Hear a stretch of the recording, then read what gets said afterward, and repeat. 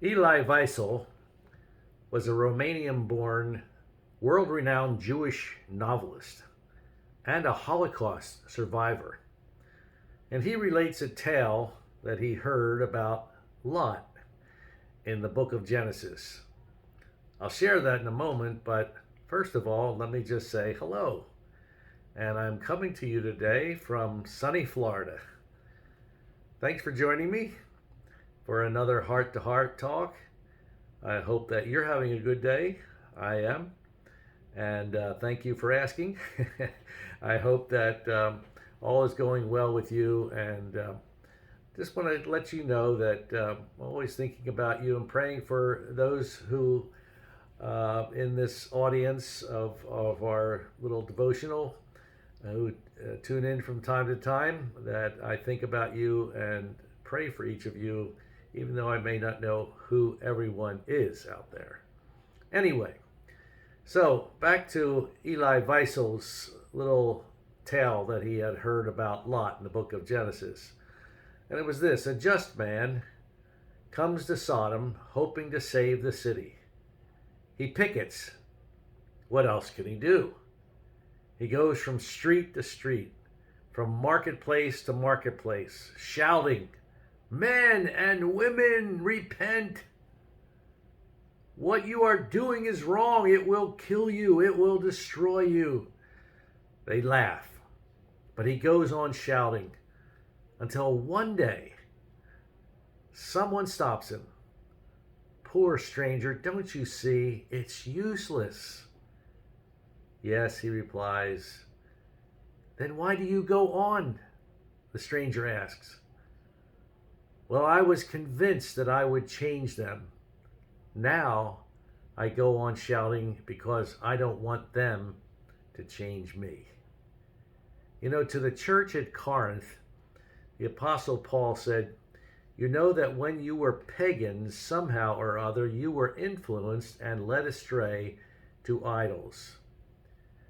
Even as Christians, we can easily be led astray to idols and gods of our culture by the influence of others if we're not careful.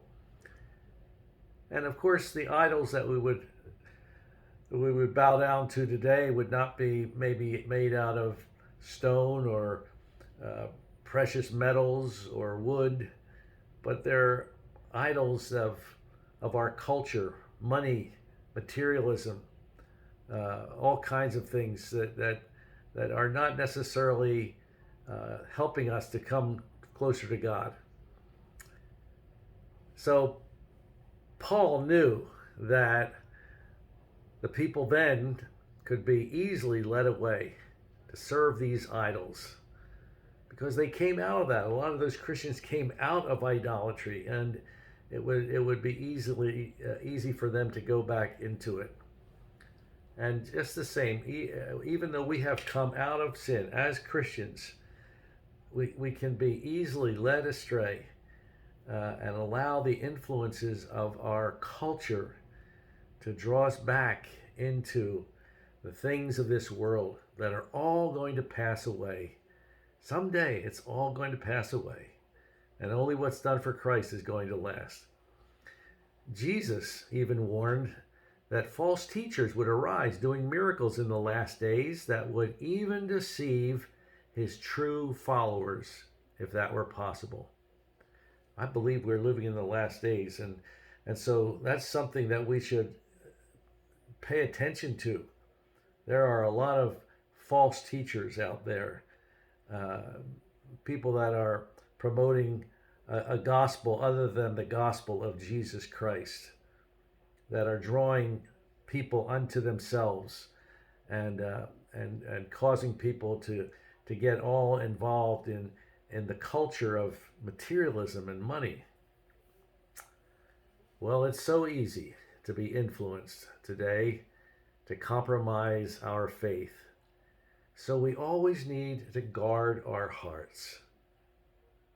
And I think that we need to pray that every day. Lord, help me to guard against the influences of this world that is coming at me with so many voices in so many directions, with with all the technology that we have today, and the printing presses and the books and the tapes and CDs and all these things that are just out there, all these voices coming at us, we need to really say, Lord, help me.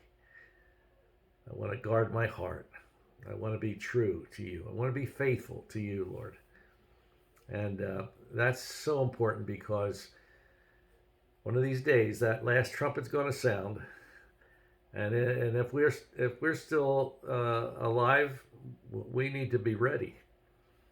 If the Lord takes us ahead of that, well, then we need to be ready too, each and every day, because we never know what will happen. So guard your hearts. Keep true to Jesus. It's the only thing that is going to last. It's all, the world is going to pass away, and all the lusts there, all the desires thereof. But he that does the will of God will abide forever. Well, God bless you today and each and every day.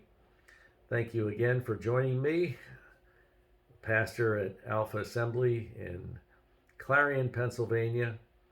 I would like to invite you again, as I do every time that we get together like this, to visit our church some Sunday morning, 10:30 a.m. You'll enjoy the fellowship and even the snacks, and the music is great, and I try to bring a relevant message every Sunday. So God bless you. Have a great day, and we'll see you next time. Bye-bye.